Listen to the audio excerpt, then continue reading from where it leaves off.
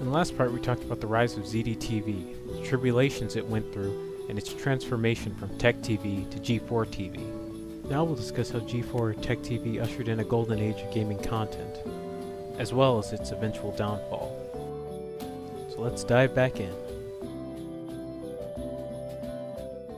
Though gaming shows have been airing since the ZDTV days, they didn't reach the height of popularity until late October 2001, when Tech TV began to air Extended Play, hosted by Kate Patella and good old Adam Sessler.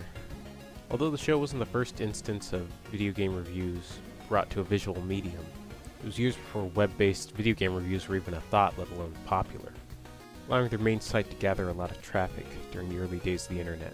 During the Tech TV merger, Adam would take control of the show until April 2003, and Morgan Webb would replace Portello as co-host. The show was a lot more edgy with its humor, and a lot of the skits that they did involved putting Adam in all sorts of dangerous situations, or just straight up laughing at his expense. I swear 90% of Adam's career was just that scene played on a loop in the later seasons, which reminds me of a tweet that I sent to Adam a few months ago. A few days later he replied with this.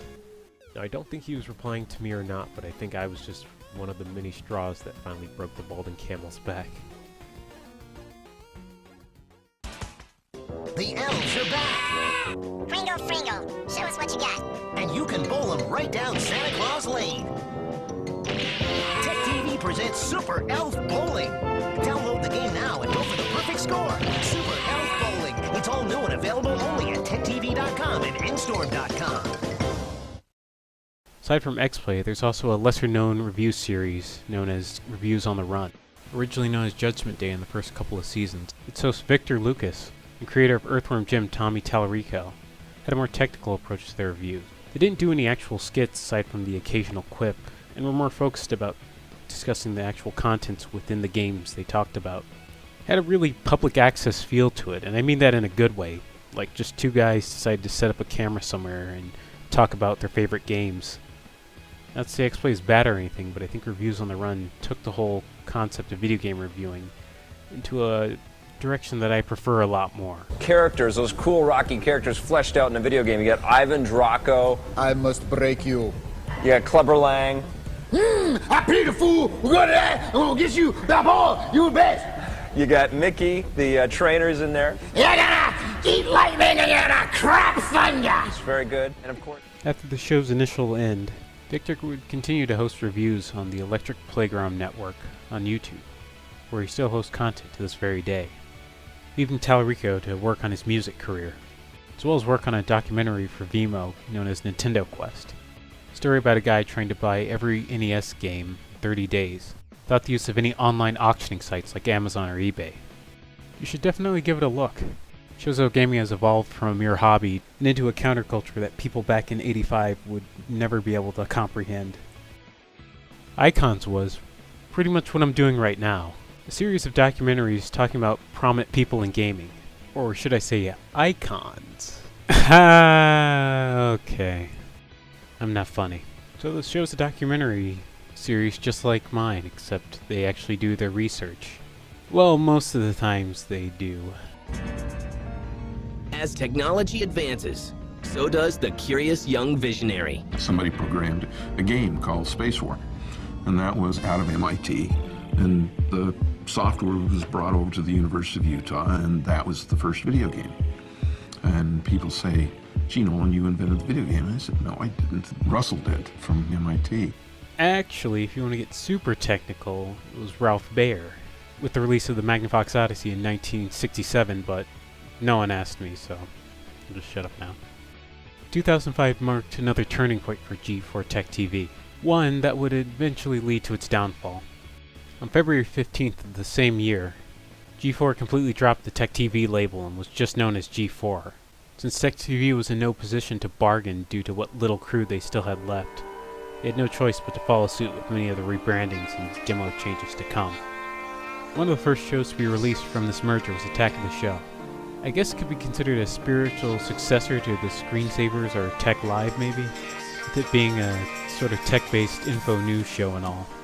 The show was pretty successful, though some feel it was a sign of the downfall of G4.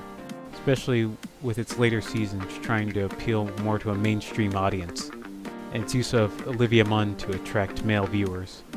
But I think the earlier seasons at least had a little bit more validity. Yesterday, Rockstar Games announced that the new game Bully is coming out in October, and today, violence in video games is a hot topic once again. The link between virtual violence and real crime continues to be an explosive topic. So strap on your flame-retardant helmet because we're heading headfirst into the loop. Though many of the original Tech TV shows did well in tandem with the current G4 programming after the merger, things would soon turn south for the remaining Tech TV staff. In 2006, Anime Unleashed was cancelled, and 6 years later, Attack of the Show and X-Play would follow suit. You know, if you want to hear a pretty good explanation of what happened straight from the source, check out Kevin Pereira's YouTube channel, The Attack. He and Adam did a podcast, basically just told their experiences about what happened at G4 TV at the time.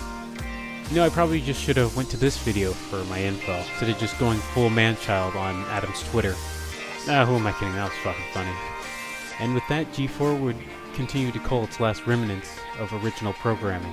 They then began to air syndicated shows, like Cops and Cheaters, in order to fill up empty gaps and make up for lost ratings.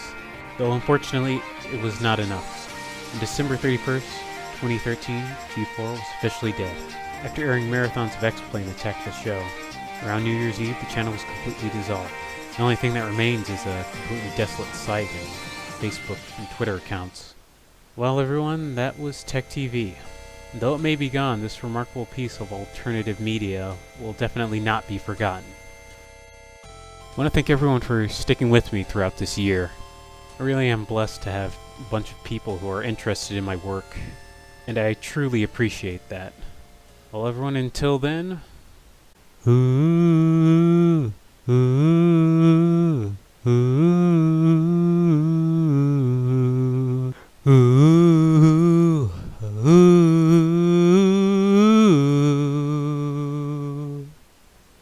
ooh,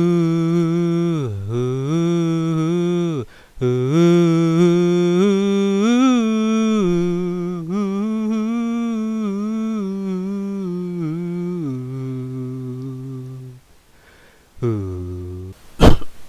Oh, okay, that kind of hurt my throat.